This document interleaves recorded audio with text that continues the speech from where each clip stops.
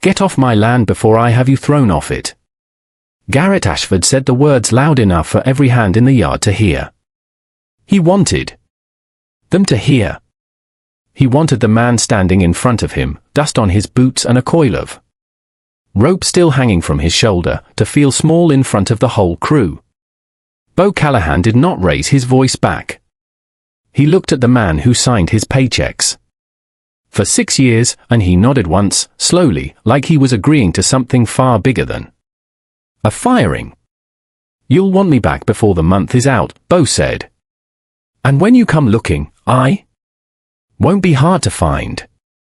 Nobody in that yard believed him. Not the young hands who had learned to rope from him. Not Foreman Dale Hutchins, who stood by the fence with his hat low, saying nothing, because saying something would have cost him his own job. And not Garrett Ashford, who turned his back before Beau even reached his horse, certain that a ranch this size did not need one man to keep it standing. He was wrong. And the valley was about to show him exactly how wrong. The Ashford Ranch sat in a bowl of land between two ridgelines, 30,000 acres of grass that turned gold every August and green again every spring, fed by a river that never seemed to run dry, no matter how long the summer lasted. People in town called it blessed land. Garrett Ashford called it his land, and he had a way of saying mine that made the word sound like a warning. He had inherited half of it and bought the rest with a stubbornness that other ranchers mistook for skill. What he had never learned, not in 51 years of walking that land, was where the river actually came from, or why it never ran dry when every other creek in the county turned to cracked mud by July. He never needed to learn it. He had Beau Callahan for that. Beau had ridden onto the Ashford place 9 years ago with nothing but a horse, a rope, and a habit of watching the ground instead of the sky, because the ground told him more. Within a season, he knew every gully and spring on that ranch better than men who had lived there their whole lives. He knew which slope flooded first in a hard rain and which one held water longest in a drought. He never wrote any of it down.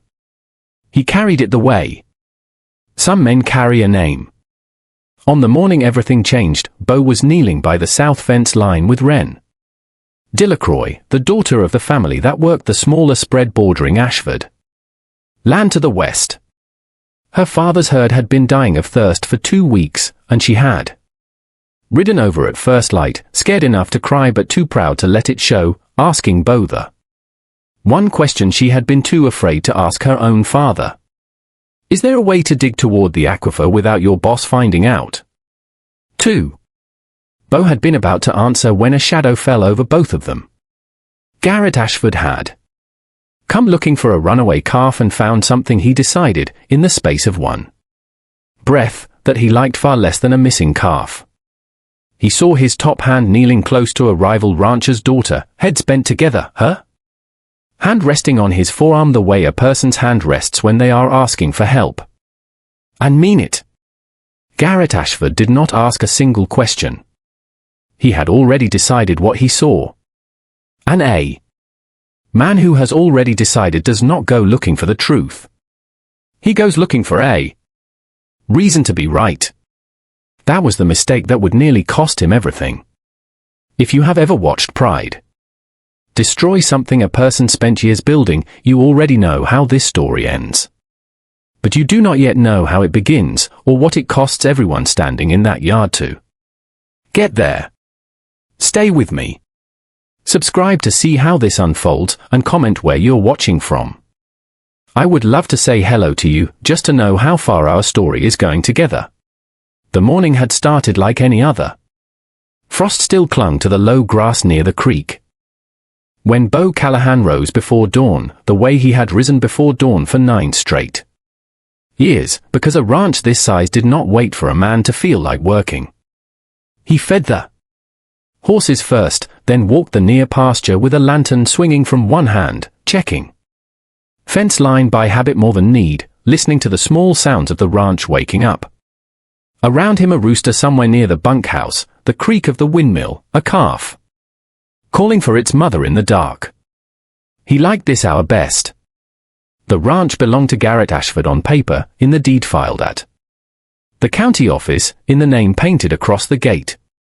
But in the hour before sunrise, when the whole place was quiet and only Beau moved through it, it felt like something closer to his own, in the way that any piece of land belongs most to the person who pays it the closest attention. He did not know yet that this would be his last morning on it. Word had reached him the night before, carried by one of the younger hands, that Ren Delacroix's father had lost 11 head of cattle to thirst in a single week. The Delacroix spread was smaller than Ashford land, poorer in water and grazing both, and it had been struggling since the start of summer, while the bigger ranch next door barely noticed the dry spell at all. Beau had thought about it most of the night, turning the problem over the way he turned over every problem on the land, and had decided, without asking anyone's permission, that he would ride the south fence line at first light in case Ren came looking for him the way she sometimes did when her father's herd was in trouble. She arrived just as the sun cleared the ridge, her horse lathered from a hard ride, her face pale under a layer of dust. She dismounted before the animal had even fully stopped, and Beau saw right away that she had been crying, though she was working hard now to hide it. "Ren," he set down the coil of wire he had been carrying. "What's happened?" "3 more calves this morning," she said, her voice thin and tight. "Papa won't say it out loud, but I know what he's thinking. We lose the herd, we lose the ranch. Simple as that." She wiped at her eyes with the back of one hand, annoyed at herself for the tears. "I know I shouldn't be asking you this. I know it isn't right, coming onto Ashford land and asking Ashford's own hand for help against my own family's shame. But I didn't know who else to ask, Beau. You're the only person in this whole valley who understands the ground better than the men who farmed it their whole lives." Beau knelt down near the fence post, motioning for her to join him, and together they crouched over the dry, cracked earth while he explained, in the plain and patient way he explained everything, what he knew about the land beneath her father's ranch, the old aquifer that ran beneath both properties, deep and slow, and the places where a careful man might reach it without spending money the Delacroix family did not have. 4. "Is there a way to dig toward the aquifer without your boss finding out?" she asked, her hand coming to rest on his forearm without either of them quite noticing it happen, the simple unthinking gesture of 2 people leaning close together over a shared, urgent worry. Beau opened his mouth to answer. He never got the chance. "Get up," Garrett Ashford said. Now. Neither of them had heard him approach. He had come looking for a stray calf that had wandered from the herd overnight, and instead of a calf, he had found his top hand kneeling close to Ren Delacroix, her hand on his arm, both their heads bent together in the kind of closeness that, to a man already primed by his own private feelings for the girl, looked like nothing so much as betrayal. Beau rose slowly, brushing dust from his knees, keeping his eyes level with Garrett's the whole time. He had learned a long time ago that a man who looks away first is a man who has already lost the argument, whether he's guilty of anything or not. "Morning, Mr. Ashford," he said. "Miss Delacroix's herd is losing water fast. I was showing her where the ground stays soft even in a dry spell. I didn't ask what you were doing." Garrett's jaw was tight enough to whiten the skin around it. "I know exactly what I'm looking at." Ren stood, brushing off her skirt, her chin lifting even though her hands were shaking at her sides. "Mr. Ashford," he was only. "I don't recall asking you either, Miss Delacroix." Garrett did not even look at her when he said it. His eye stayed fixed on Beau, the way a man stares at something he has decided to break. Silence settled over the fence line. Somewhere behind them, a horse stamped its foot against a fly, and the sound felt loud in all that quiet. A handful of other hands, drawn by the raised voice, had begun drifting toward the corral to see what the commotion was about. And Beau was aware, in the part of his mind that never stopped noticing things, that Garrett had chosen this spot, this audience, whether on purpose or not. "You've been feeding secrets to the Delacroix place," Garrett said. "How long has this been going on, Callahan? How much of my water has been walking off my land while I paid you to protect it?" Beau's jaw tightened, but his voice stayed even. 9 years on this ranch had taught him. That anger only gave a man like Garrett more reason to feel justified. "I never once diverted a drop of your water, sir. I told her where the land holds moisture on her own side of the line. Nothing more. You expect me to believe that?" "I expect you to ask around before you decide I'm a thief," Beau said. "Ask Dale. Ask any hand on this ranch whether I've ever taken a thing that wasn't mine to take." 5. Garrett's eyes flicked, just for a second, toward Dale Hutchins, who stood 20 feet off, with his hat pulled low and his mouth shut tight. Dale knew the truth. Dale had known Beau long enough to vouch for him without blinking. But Dale also had a wife and 2 children in town, and a man with a family learns which battles are worth losing his living over. He said nothing. That silence was all Garrett needed. He turned back to Beau, and something in his face had already closed, like a door being shut and bolted from the inside. "You're done here," Garrett said. "Collect your things and be off Ashford land by sundown." A murmur moved through the small crowd of hands that had gathered. Someone started to speak and thought better of it. The younger man who had learned to rope from Beau too. Summers back looked down at his boots, his face going red with a shame that was not his own to carry. "Garrett." Beau rarely used his first name, he saved it for moments that mattered. "Think about what you're doing. This isn't about Ren Delacroix's water, and you know it. I know exactly what it's about." Garrett's voice cracked slightly, the first sign that something under his anger was more fragile than he wanted anyone to see. A man's loyalty is to his paycheck, not to his neighbor's charity. "You forgot who signed yours." "That's not what this is," Ren said, her voice rising now, some of her fear burning off into anger of her own. "You know what this is, Mr. Ashford, even if you won't say it out loud in front of your men." Garrett's face went a shade darker, but he did not answer her. He would not give her the satisfaction of admitting, even to himself, the small and ugly truth she had just spoken that. His own quiet, long-nursed feelings for her had curdled the moment he saw her hand resting on another man's arm, and that the accusation of stolen water was easier to say out loud than the accusation of a broken heart.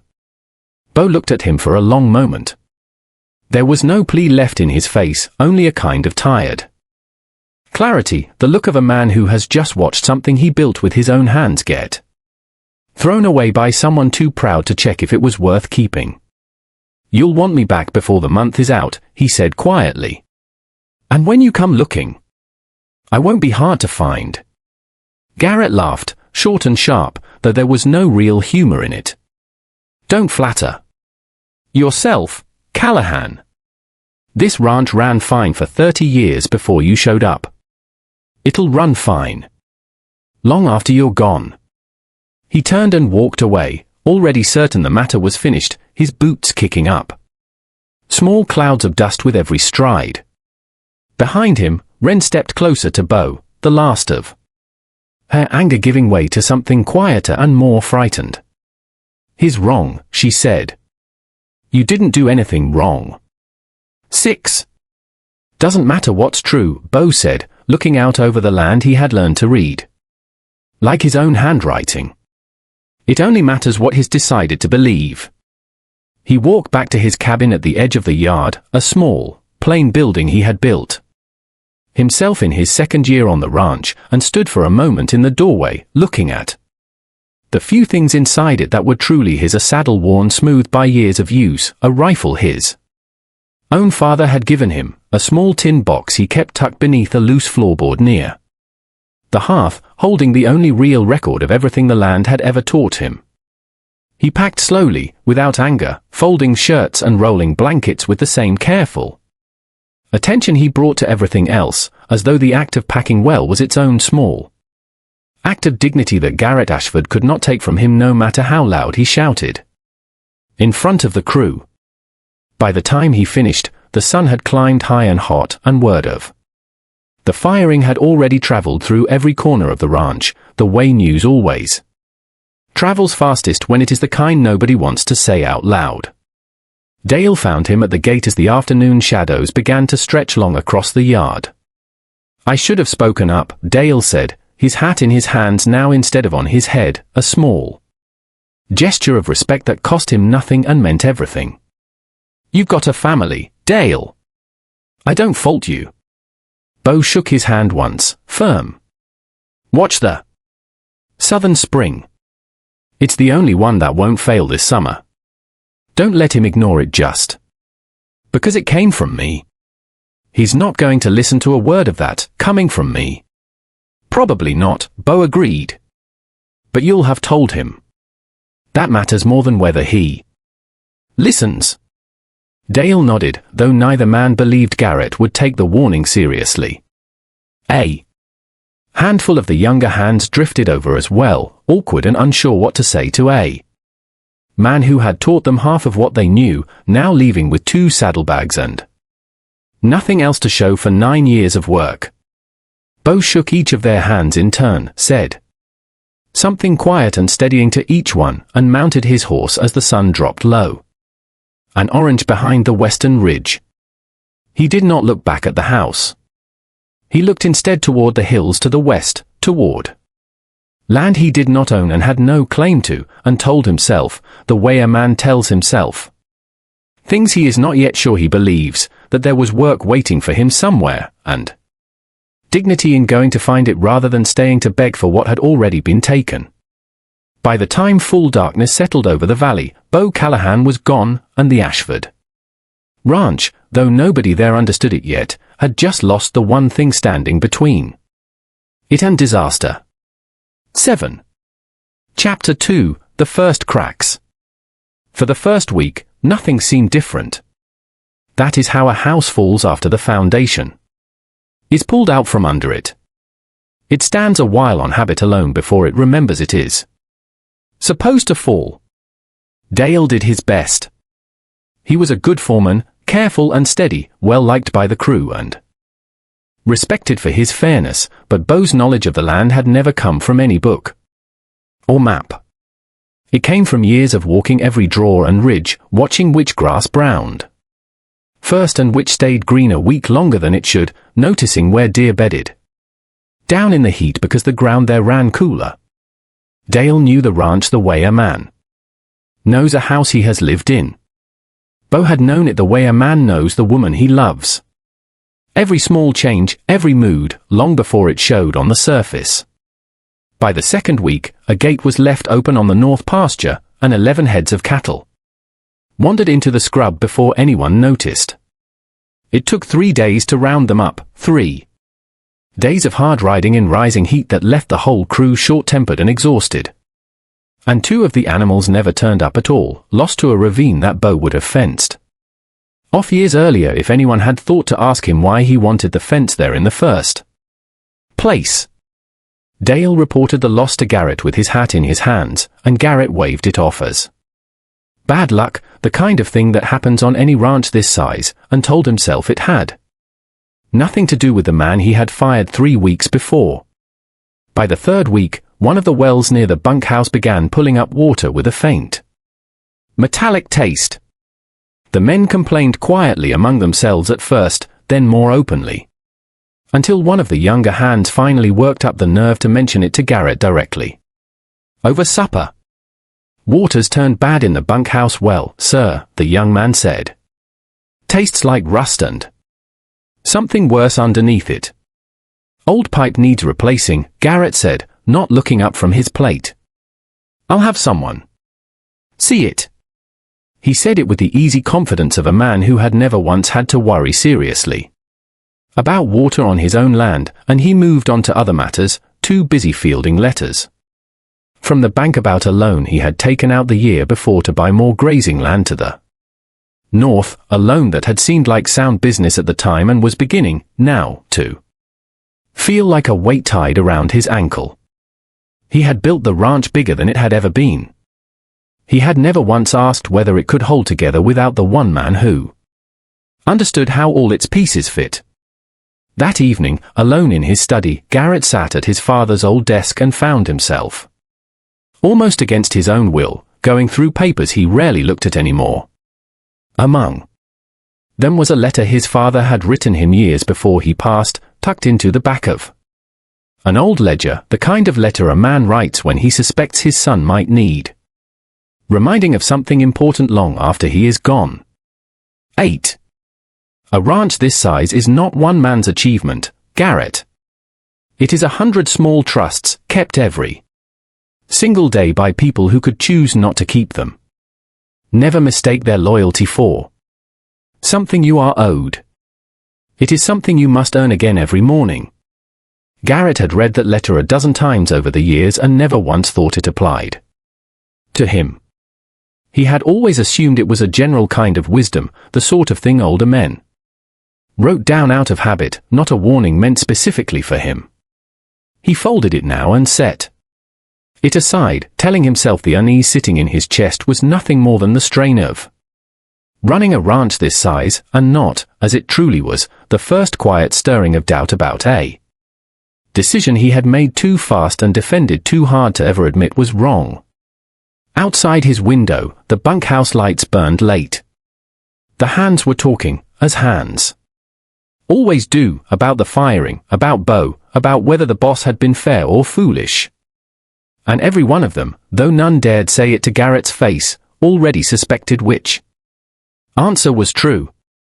Wren Delacroix, meanwhile, carried her own weight of guilt.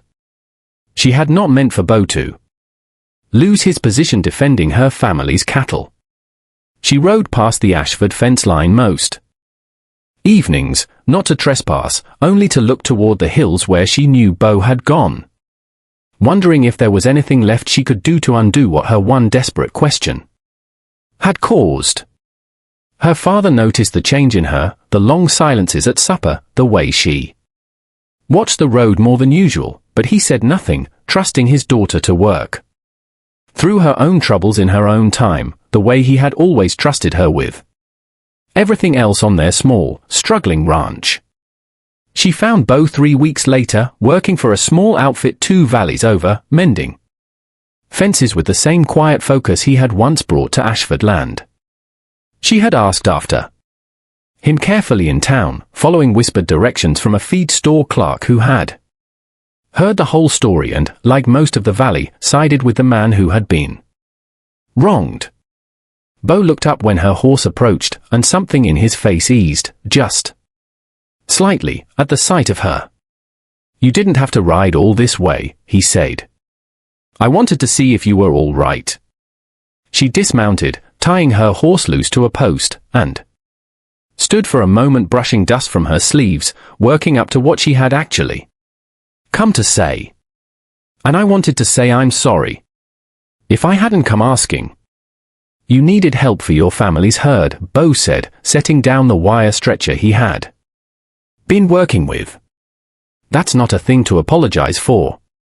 Garrett needed a reason to believe something ugly, and he found one. "That's on him, not you."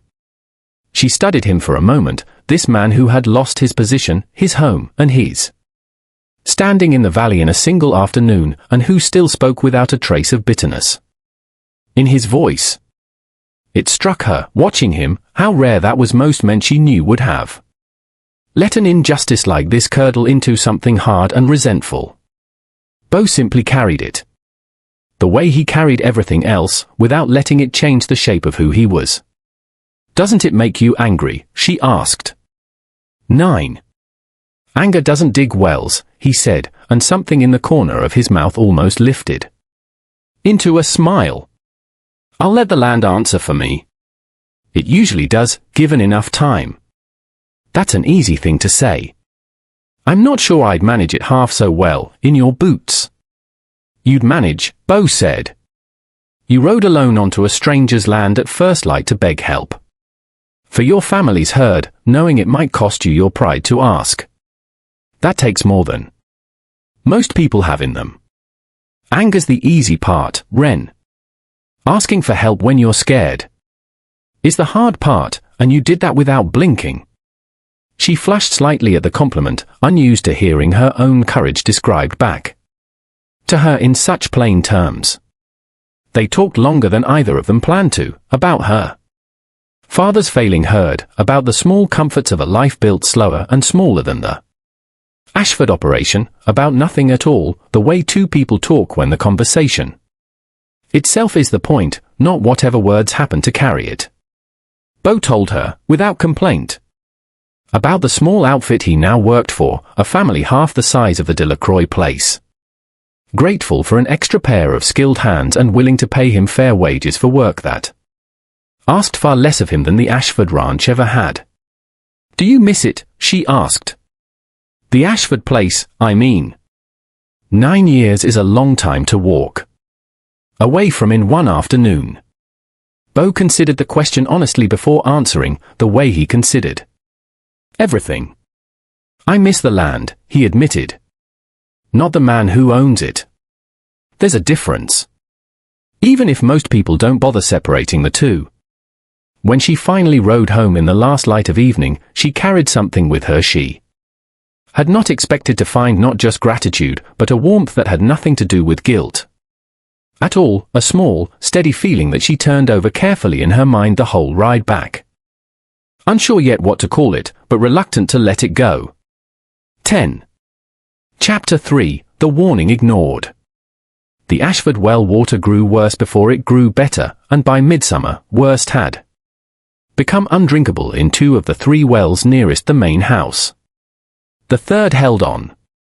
Barely, its water carrying a taste the hands had learned to tolerate the way a person tolerates any discomfort that has become simply part of daily life. Dale brought the problem to Garrett directly one evening, laying it out plainly the way a foreman is supposed to, standing in the doorway of the ranch office with his hat still on his head, a small sign of how urgent he considered the conversation to be. We need the South Spring opened up properly, sir. Beau always said the deep wells would fail first in a dry year, and the South Spring was the backup. Garrett did not look up from the ledger he was frowning over, columns of numbers that seemed to grow less favorable every week. The South Spring's a trickle. Always has been. Beau said it widens if you clear the silt at the head of it. Said it's been doing the work of holding this ranch together in a drought for years without anybody noticing. At the mention of Beau's name, Garrett's pen stopped moving. He sets it down slowly. Deliberately, the way a man sets something down when he is trying not to let his hand shake. I don't need that man's opinion on my own land. With respect, sir, it isn't his opinion I'm bringing you. It's what he taught me before he left. Because he knew this day might come. Dale took a step further into the room, emboldened by something he could not quite name. I've walked that spring twice this week. It's clogged. Near solid with silt and root growth. Clearing it properly would take 3 days of hard labor and maybe $12 in tools. That's the whole cost, sir. 3 days and $12 against losing this whole herd if the deep wells keep failing. Garrett finally looked up, and there was something tired and stubborn in his eyes, the look of a man defending a decision he was beginning to suspect was wrong, but was not yet willing to admit it out loud. We'll manage with the deep wells and the river. We always have. The river's down 2 feet already, sir, and it's not even August. Then we'll drill a new well. I'm not going crawling back to a man I fired for stealing from me.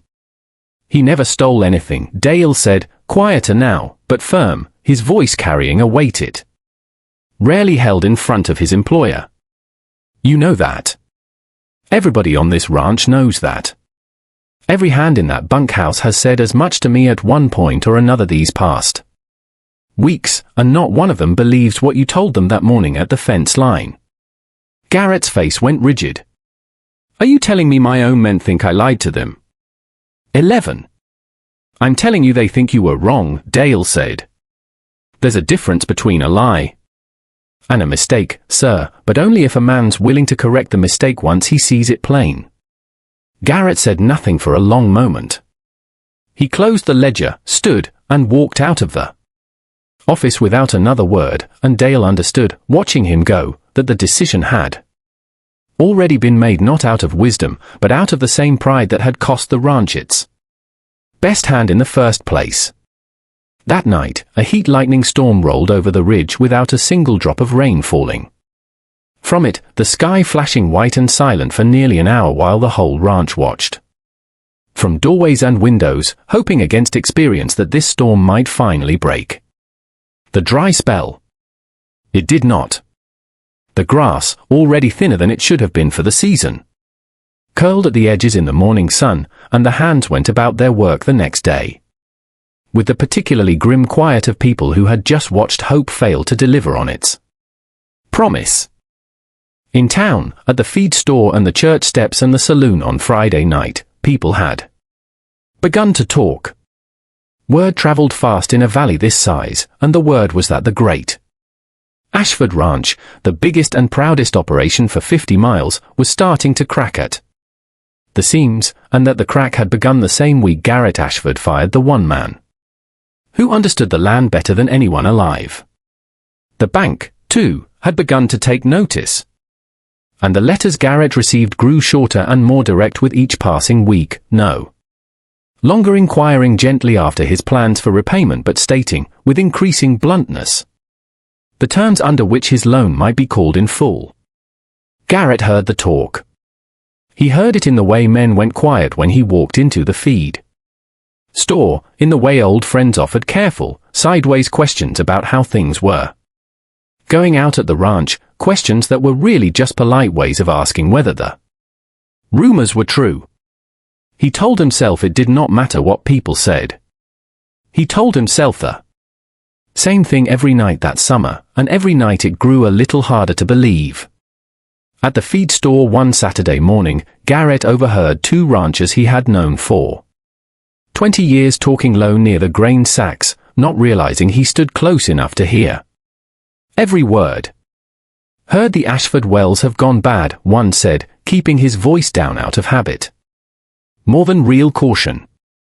Heard he fired Callahan over some foolishness with the Delacroix girl. Man's proud, the other answered. Always has been. Pride's a fine thing until the well runs dry. Then it's just a man standing alone, wondering why nobody warned him. Somebody did warn him. That's the whole trouble of it. Garrett set down the sack of feed he had been holding and walked out without buying anything at all. He drove home in silence, the words following him the whole way, settling into a place in his chest that no amount of anger could dislodge. He had built his reputation on being the man other ranchers measured themselves against. He was fast becoming, instead, the man other ranchers used as a warning to their own sons. 12. Chapter 4. The drought arrives. August came in like a closed fist. The temperature climbed past 100 degrees for 9 days straight, the kind of heat that pressed down on a man's chest even standing still, that turned the simplest chore into an exhausting trial. The river that had never run dry in Garrett's 51 years finally slowed to a muddy ribbon, barely enough to wet a horse's hooves in the shallows, and the deep wells, already fouled with mineral taste, began pulling up less water each day, until the pump groaned and spat only air more often than it spat water at all. The herd suffered first and worst.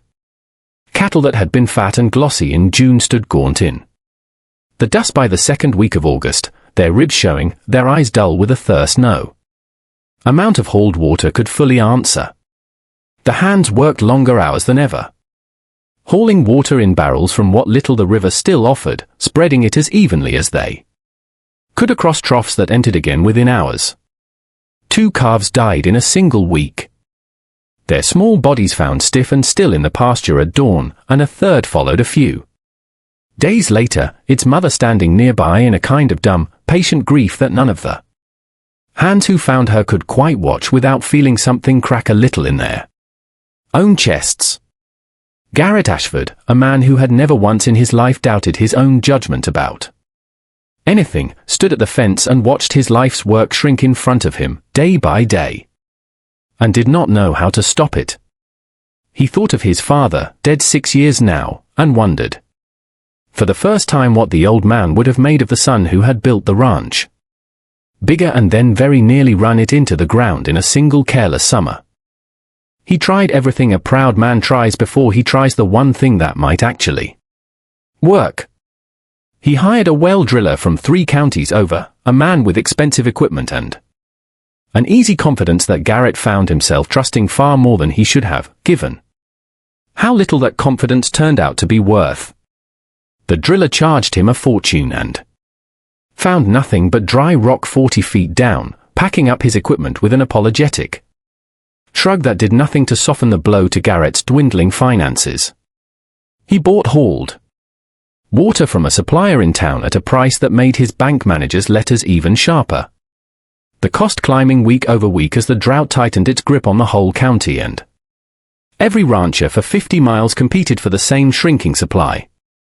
He ordered the herd thinned and sold at a loss, just to lessen the number of mouths needing water he no longer had, standing at the auction pen and watching cattle he had raised from calves sell for a fraction of their worth to buyers who knew exactly how desperate he had become. None of it was enough. The Ashford Ranch, the ranch people once called blessed, was dying of thirst in front of the whole valley, and everyone in that valley knew exactly why. At night, Garrett found himself unable to sleep, lying awake in the big empty house his father had built, listening to the wind move dry grass against the windows, a sound like something whispering a warning nobody wanted to hear. He thought, more than once, of 13. Riding out to find Beau and ending the whole miserable standoff before it grew any worse. And each time he talked himself back out of it, telling himself there was still time, still options left to try, still some way to fix this without swallowing the one thing he could not seem to put down, his pride. Dale found Garrett alone in the barn late one night, sitting on an overturned bucket, staring at nothing. The lantern beside him burned down to almost nothing. He had come looking for a tool left out in the wrong place and found instead his employer, a man he had worked for and respected for 6 years, looking smaller and more uncertain than Dale had ever seen him. "Sir," Dale said carefully, "I think it's time." "Time for what?" Garrett's voice was flat, worn down to something smaller than the man Dale had worked for 6 years earlier. "Time to go see Beau." Garrett's jaw tightened, the old pride flickering back to life for a moment even in his exhaustion. "I fired that man in front of my whole crew. I told him this ranch didn't need him." "You were wrong," Dale said, as gently as the truth allowed. "Every man in this valley knows you were wrong, and I think, somewhere under all that pride, you know it too. The question isn't whether you were wrong, sir. The question is whether you're going to let that pride finish what the drought started." Garrett said nothing for a long time. Outside, the wind moved dry grass against the barn wall, that same low whispering sound, and somewhere in the dark, one of the surviving cattle let out a low, mournful call that seemed to hang in the hot night air far longer than it should have. "Where is he?" Garrett finally asked, so quiet Dale almost missed it. "2 valleys over. Working for a small outfit near the Delacroix place." Dale paused, choosing his next words carefully. "He's been helping Ren Delacroix's family too. Word is, their herd is thin, but it's alive. Same drought. Same summer. His herd's alive, Mr. Ashford. Garrett closed his eyes. When he opened them again, something in his face had shifted, not fully, not completely, but enough. Enough for a beginning. "Saddle my horse," he said. "I'll go in the morning." 14. Chapter 5. What the cabin held. Before Garrett rode out, Dale returned to Beau's old cabin, empty now for months, to see if anything had been left behind that might help in the meantime. It was Wren, oddly enough, who had mentioned it first, in one of her quiet visits to check on how the Ashford wells were holding, visits she had begun making more frequently than she cared to admit, telling herself each time that she came only out of concern for the ranch and the wider valley, and not for any particular curiosity about how a certain fired cowboy might be faring.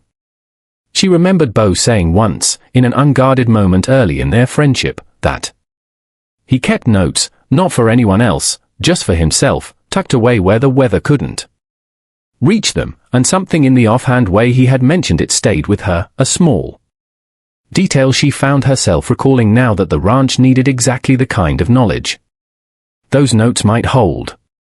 Dale searched the small cabin by lamplight, moving carefully through the modest space Beau had once called home: a narrow bed, a washstand, a shelf holding a handful of books, worn soft at the corners from repeated reading.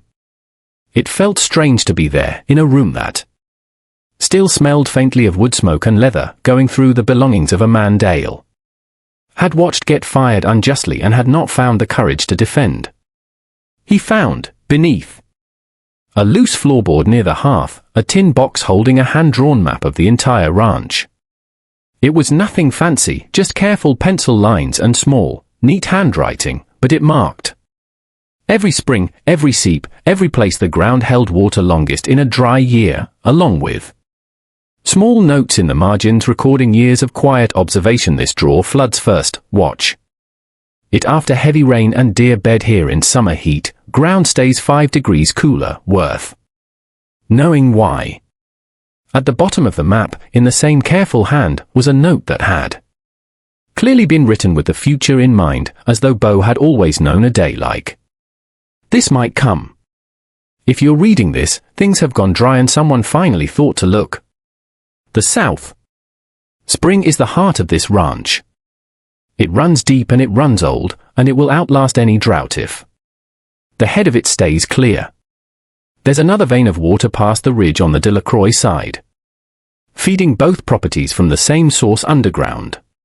That's not stealing water. That's sharing what the land already meant to share. Don't let pride keep good water from good people. It never ends well for anybody. Dale sat for a long moment on the edge of the narrow bed, holding the map in both hands, feeling something heavy settle in his chest. Even after everything, even after being fired without a fair hearing and sent off the property he had spent 9 years tending, Beau had left this behind. Not out of any obligation. Not because anyone had asked him to. He had simply understood, better than anyone else on the ranch, that the land itself did not deserve to suffer for one man's mistake, and he had done what he could, quietly and without credit, to protect it anyway. 15. Dale carried the map back to the main house and set it on the desk in front of Garrett, who read it twice in silence before finally speaking, his voice unsteady in a way Dale had rarely heard from him. He knew this would happen, Garrett said.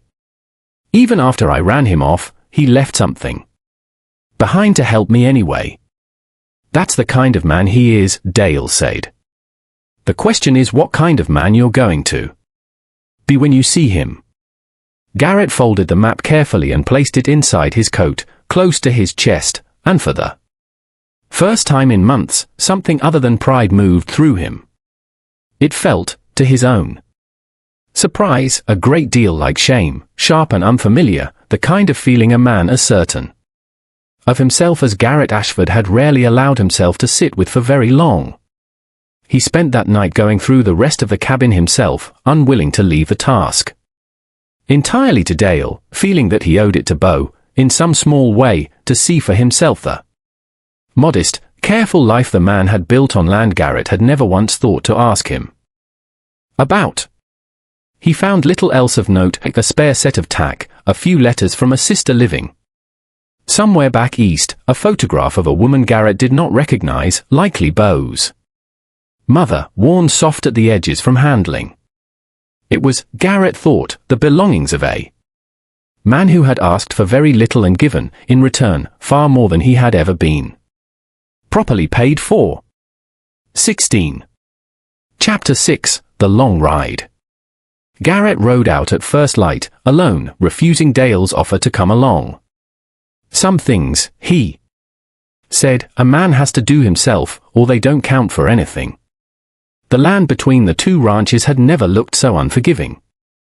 Grass that should have swayed green and thick by late summer instead lay flat and brown, crunching under his horse's hooves like old paper. He passed dry creek beds he remembered running full in his boyhood, places where he had once fished with his father on rare Sunday afternoons, and more than once he found himself thinking of things he had not let himself think about in years. His father's voice, low and patient, telling him the land would always provide if a man respected it enough to listen. He had stopped listening a long time ago. He had started assuming instead, and assuming had cost him almost everything.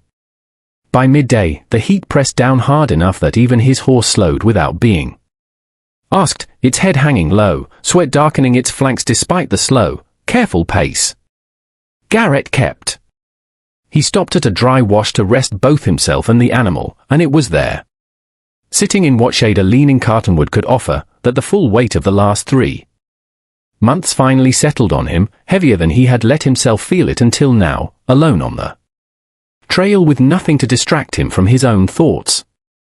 He thought about the morning he fired Beau, how certain he had been, how satisfying it had felt to say the words in front of the whole crew, how he had mistaken that satisfaction for justice.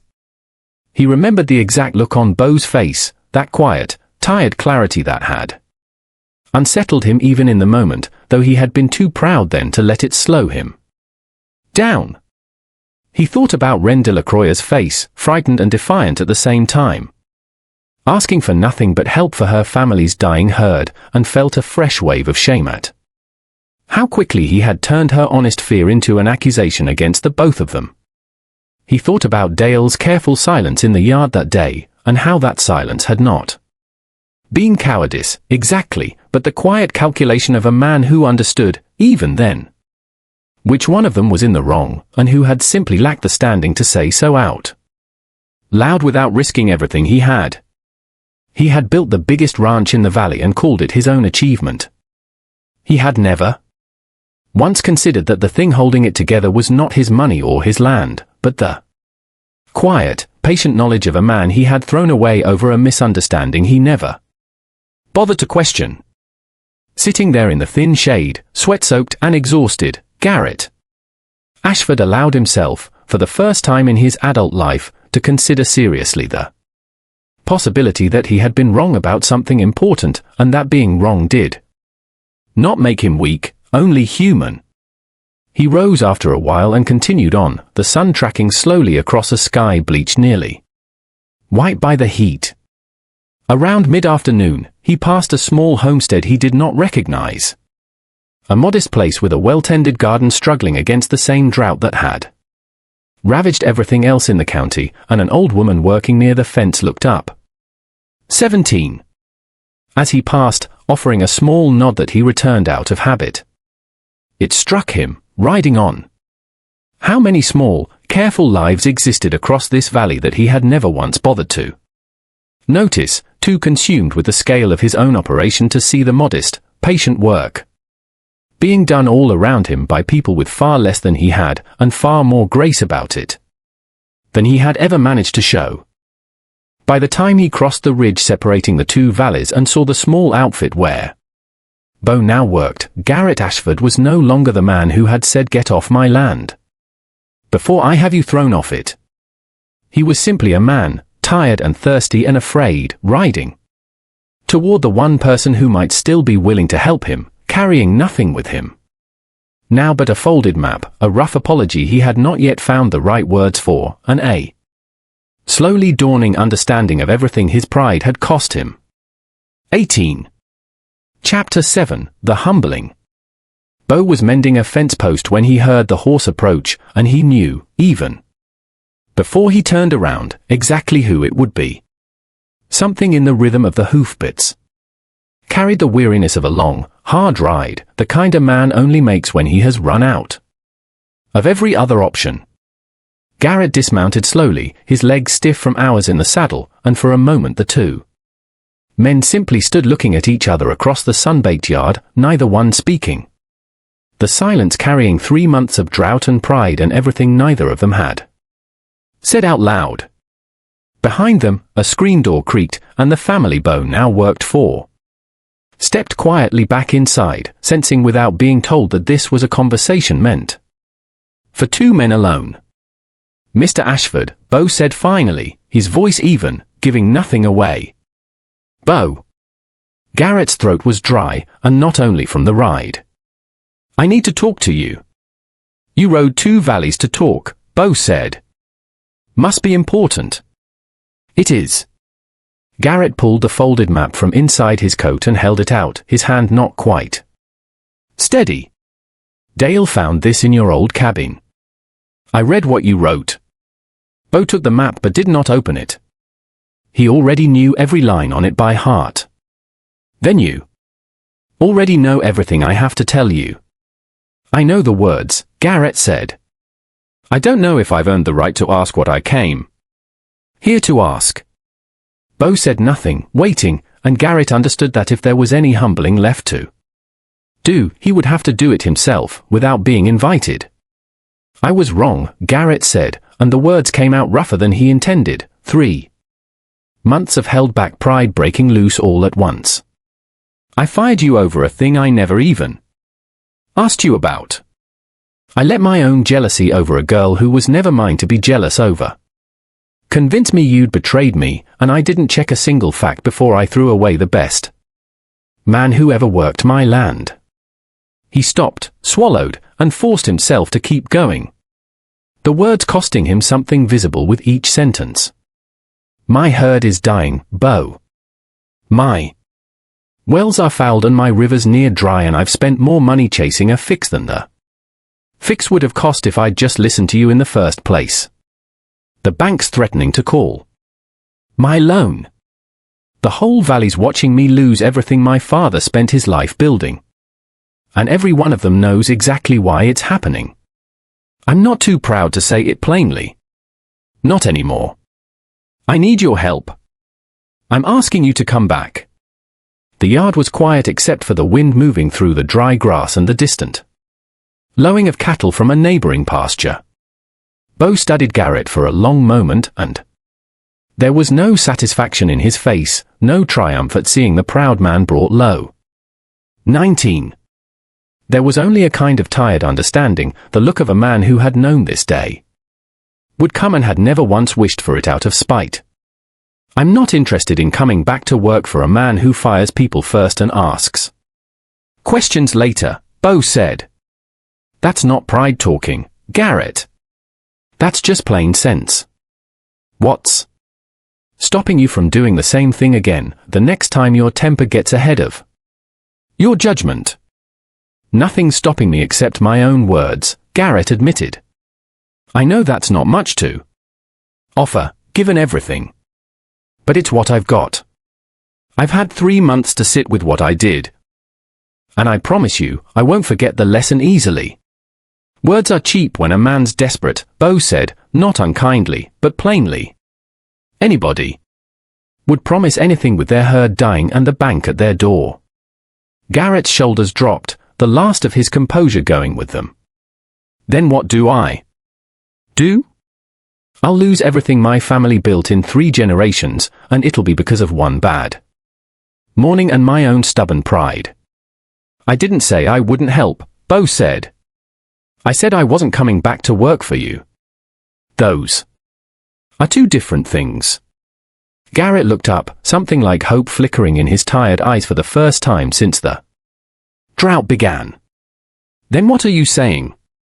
I'm saying I'll help you save your herd, because letting good cattle die of thirst over a man's wounded pride would be a waste I couldn't live with, and because there's a bigger trouble in this valley than just your bad temper, a trouble that's been hurting the Delacroix place as much as yours, maybe more, and fixing it means the two of us working together whether either one of us particularly wants to.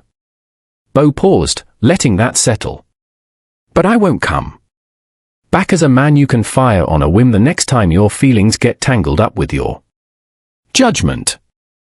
If we do this, we do it as equals, or we don't do it at all. 20. Chapter 8, An Unlikely Alliance. Wren found them still standing in the yard an hour later, the argument long since worn down into something quieter and more honest. She had come to check on Beau, as she often did in the evenings now, and she stopped short at the sight of Garrett Ashford standing hat in hand in front of the man he had once called a thief, his horse still lathered from the long ride beside him. Mr. Ashford, she said carefully, dismounting slowly, watching the two men for any sign of the old hostility. Miss Delacroix. Garrett's voice held none of its old sharpness. I owe you an apology too. A long overdue one. I said things that morning I had no right to say, about you and about Beau. Both, and I let my own foolish feelings turn an honest request for help into something ugly. I'm sorry for it. I should have said so months ago. She glanced at Beau, who gave the smallest nod, and something eased in her posture. We've all had a hard summer, Mr. Ashford. I think we're past the point of needing apologies. And closer to the point of needing solutions. My father's herd is down to less than half what we started the year with. Whatever's happening isn't just bad luck from a dry summer. It's something worse, and it's touching both our places the same. It was Beau who laid out what he had learned in the months since leaving Ashford land, the three of them settling onto overturned buckets and a low fence rail as the evening cooled around them, the first real conversation the three of them had shared without anger or fear. Crowding out the facts. The drought is real, and it's severe, Beau said. But it's not the whole story. A mining operation 2 ridges north has been diverting water from the underground vein feeding both the Ashford Spring and the Delacroix wells, drawing far more than any permit allowed. And doing it quietly enough that nobody downstream connected the dots until the dry season made every gallon count. How long have you known this? Garrett asked, old anger finding a new, more deserving target. Suspected it for weeks. Confirmed it 10 days ago. Beau pulled a small notebook from his coat, worn soft from handling, and opened it to a page of careful figures. I've been watching. The flow dropped faster than any drought alone would explain. Checked the old survey records. At the county office on my own time, comparing what the mining outfit's permit allows against what their equipment could actually be pulling. Somebody up there decided nobody this far south would notice, or care enough to make trouble over it. Garrett's jaw tightened. Then we go to the county. We will report it. We will, Beau said. But reports take time, and neither of our herds have much time left. First thing we do is clear the head of the South Spring properly, the way I always meant to. 21. Before you decided I couldn't be trusted with it. Second, we open the vein on the ridge between your land and the Delacroix place. It was never stealing, Garrett. It was always meant to feed both properties. Your father knew that, if the old survey markers I found are any indication.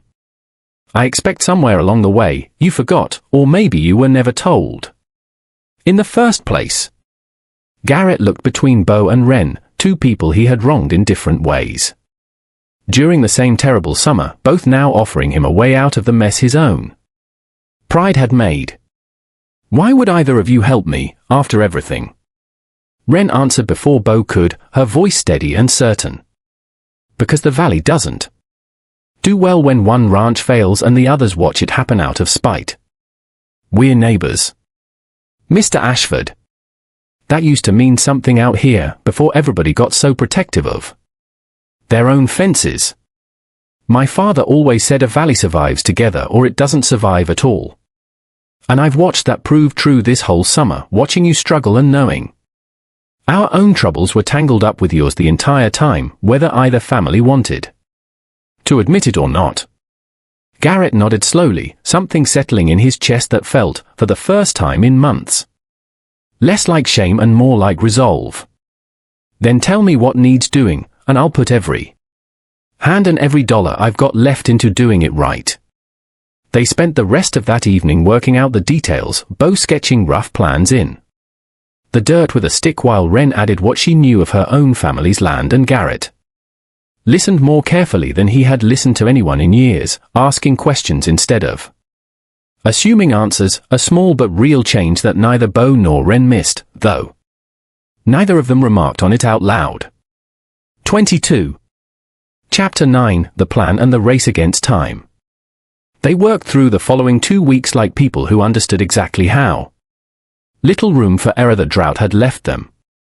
Beau led the effort to clear the South Spring, directing Dale and a small crew of Ashford hands in careful, patient work to open the silted head of the spring without collapsing the fragile channel beneath it.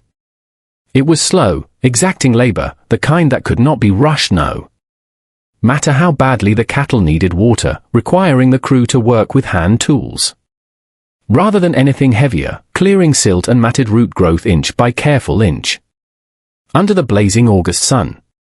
More than once Garrett found himself standing at the edge of the work site, watching Beau direct the crew with the same quiet authority he had once commanded as Garrett's own top hand, and feeling something that was not quite regret and not quite gratitude, but close kin to both.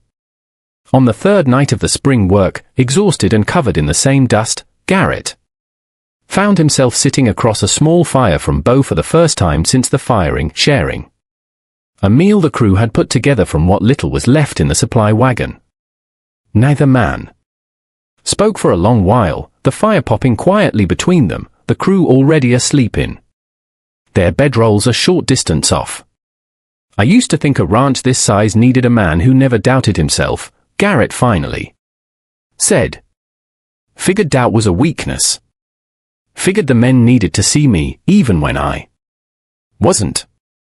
Doubt isn't weakness, Beau said, turning a piece of bread over in his hands without eating it. Doubt is just a man checking his own work before it costs somebody else something. You didn't doubt yourself that morning at the fence line. That was the whole problem. Garrett nodded slowly, staring into the fire. I keep turning it over? What made me so certain, so fast, without asking a single question? Fear does that to a man, Beau said. You were afraid of losing something, and it was easier to be angry than to look straight at what you were actually afraid of. What was I afraid of, in your estimation? Beau considered the question honestly, the way he considered everything. Afraid the girl liked me better than she'd ever have liked you. Afraid a hired hand understood your own land better than you did. Both things were probably true, and neither one was a reason to burn down what we'd built together. Garrett didn't argue. There was nothing left in him to argue with.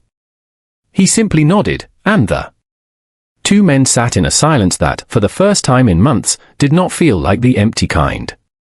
After a while, Garrett spoke again, quieter this time. My father used to say a man builds his whole life on a handful of decisions he barely notices making at the time.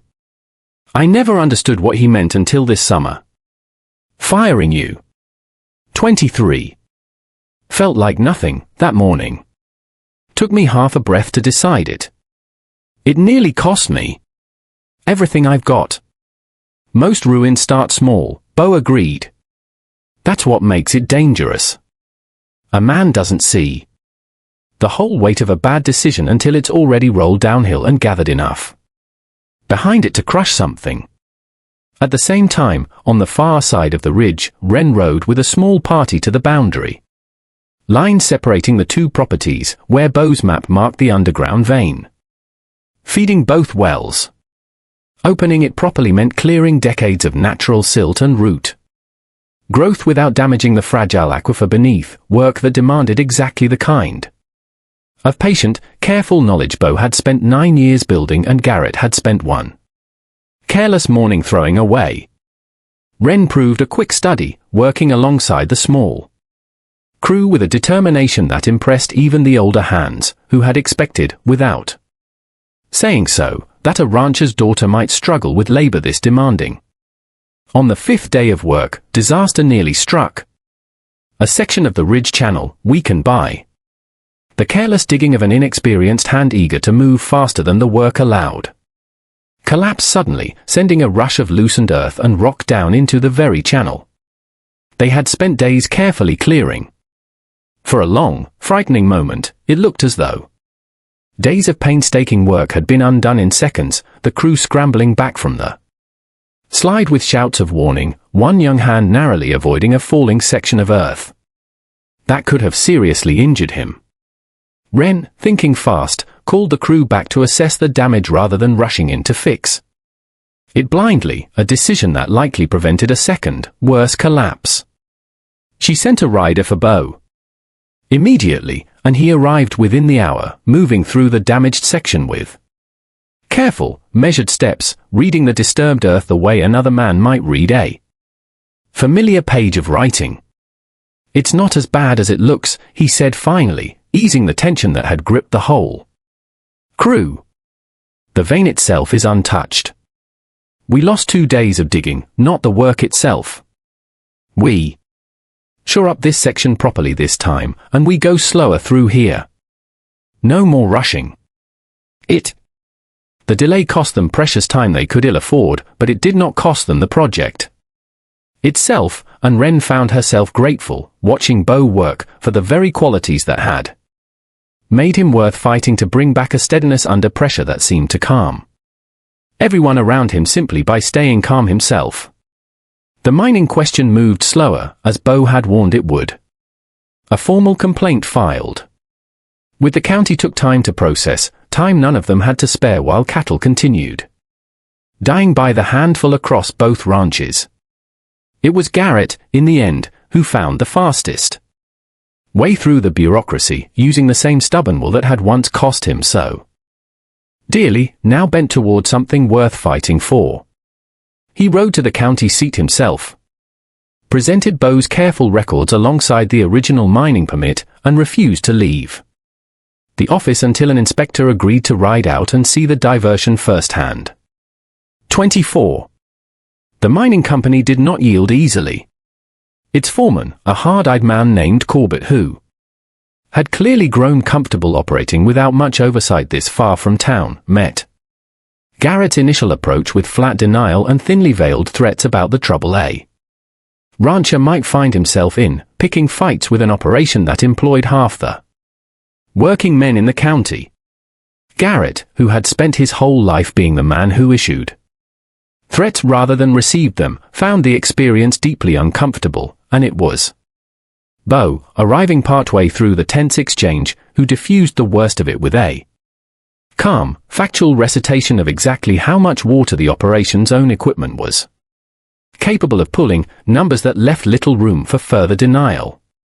"You can argue with me," Beau said evenly, "or you can argue with the county inspector, who's already agreed to come look at your intake pipes personally. Your choice which conversation you'd rather have." The inspection, when it finally happened 3 tense days later, confirmed everything Beau had already proven on paper. The mining company was forced to scale back its diversion within days, under threat of losing its permit entirely, and almost immediately, the underground flow feeding both the Ashford Spring and the Delacroix wells began to recover. It was not instant. Nothing about a drought this deep resolved itself overnight. But within 10 days of the spring being cleared and the diversion curbed, the trickle at the head of the South Spring had grown into a steady, cold flow, enough to fill the troughs the Ashford herd had gone without for weeks. On the Delacroix side, the recovering vein brought the same relief, slower but just as real, enough to keep what remained of their smaller herd alive through the worst of the heat. Standing together at the newly cleared spring head, watching the clean water pool spread across the cracked earth for the first time in over a month, none of them said much. There was nothing left to say that the water itself was not already saying, plain and clear, in the language the land had always spoken, if only someone had been willing to listen. Garrett knelt down at the edge of the pooling water and cupped a handful to his mouth, tasting it clean and cold for the first time in months, and felt something in his chest loosen that had been tight since the morning he fired the man now standing quietly beside him. 25. Chapter 10. What was built after the fall. By the time the first real rain came in late September, breaking the drought at last in a long, steady downpour that had half the valley standing out in their yards just to feel it on their faces, the Ashford ranch looked different from the operation Garrett had once ruled with a closed fist and a quick temper. The herd was thinner than it had been in June, but it was alive, and it was growing stronger every week. The grass came back, the pastures slowly shifting from cracked brown to a tender, hesitant green. Garrett found Beau at the South Spring one evening, checking the water level out of the same old habit that had never really left him, even months after he had stopped being paid to care. The spring ran strong and clear now, a small, steady sound of moving water that had become, over the past weeks, one of the most welcome sounds on the whole ranch. "I want to offer you your position back," Garrett said. "Not as a hand. As foreman, with a real say in how this ranch is run. Higher wage than Dale's making, if that's what it takes." "It isn't about the wage," Beau said. "It never was. I know that now." Garrett looked out over the water, steady and clear, running the way it was always meant to run. "I built this ranch thinking bigger meant better and pride meant strength. Took a drought and lost nearly everything to understand I had it backward the whole time. Land doesn't care how big a man's operation is. It cares whether he's paying attention. And a man's word doesn't mean much either, if he's willing to break it the first time his temper gets the better of his judgment." Beau considered him for a long moment, weighing the man standing in front of him against the one who had fired him in front of the whole crew 3 months earlier. Something in Garrett's face had changed since that morning, worn down into something more honest, less certain of its own importance, and Beau found he believed the change, even if he was not yet ready to fully trust it completely. "I'll come back," Beau said. "On one condition. The Delacroix place gets full access to that ridge vein, permanent, in writing, no matter what happens between our two families down the road. That water was always meant to feed both properties. I won't have it turned into a favor you can take back whenever you feel like flexing your pride again." "Done," Garrett said, without a second's hesitation. "I'll have the papers drawn up this week. Filed properly with the county, so it can't ever be undone on anybody's temper, mine included. There's a second condition," Beau added. "Dale keeps his standing on this ranch too. I won't come back to push a good man out of a position he's earned through 6 honest years. Just because my own title changed. We work it out together, him and me, or I don't come back at all." 26. Garrett nodded, something like respect moving across his face. "I'd expect nothing less from you. I'll speak with Dale myself, work out an arrangement that suits you both fair." They shook hands at the spring's edge, the water running cool and steady between their boots, and for the first time since the morning Beau had been fired, something like real trust began, slow and careful, to rebuild itself between them. Wren rode out to the Ashford place a week later to help mark the new boundary line for the Shared water rights, the paperwork finally drawn up and signed by both families in the presence of the county clerk, a formal document that neither Garrett nor Beau would allow to be treated as anything less than permanent. She found Beau waiting for her at the gate. The late afternoon sun turning the grass gold around them both, a color the whole valley had feared it might not see again this year.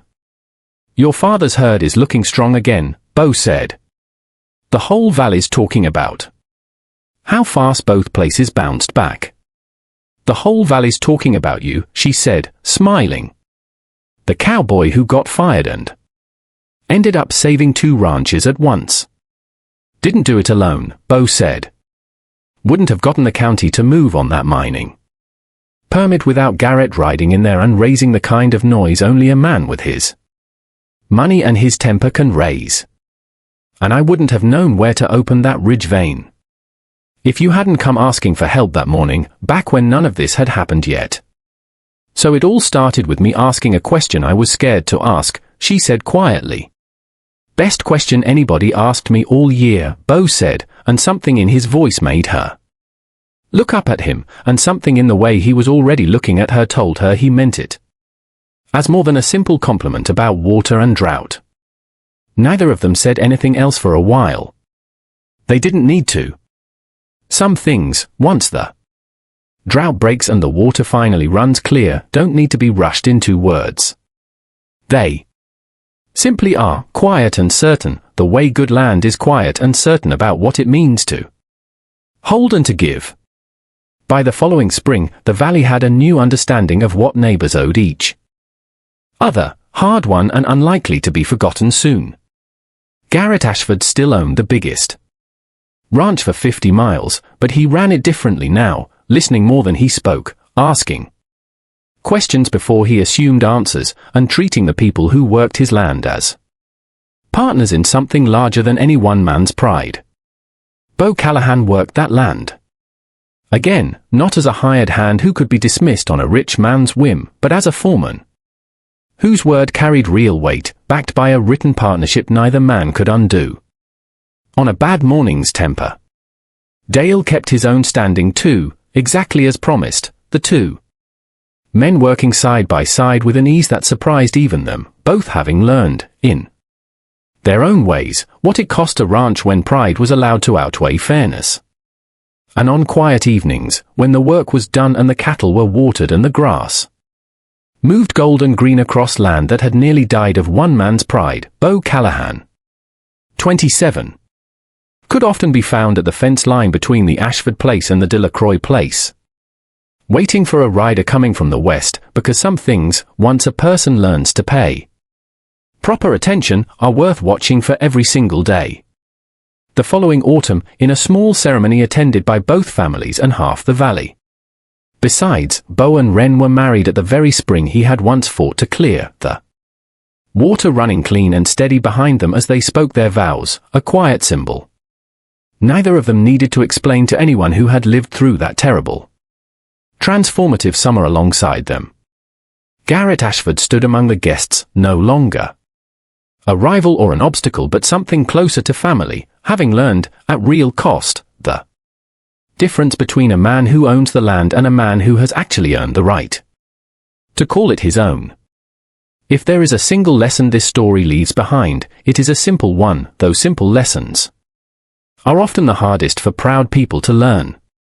The things worth keeping in this life are rarely protected by anger or certainty.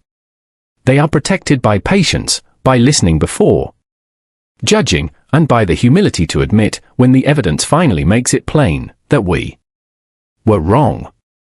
Garrett Ashford nearly lost everything he had, not because a drought came, but because he let his pride answer questions that only honesty should have been trusted to answer. It took the whole valley nearly dying of thirst to teach him what his own father had tried to tell him for free, years before, in a letter he had folded away and nearly forgotten. Pay attention to the people who understand things you do not. Ask before you assume. And when you are wrong, be the kind of person willing to ride 2 valleys, hat in hand, to make it right. The end. If this story moved you, subscribe to catch the next one and drop a comment letting me know where in the world you're watching from. I love hearing from you, and I read every single one.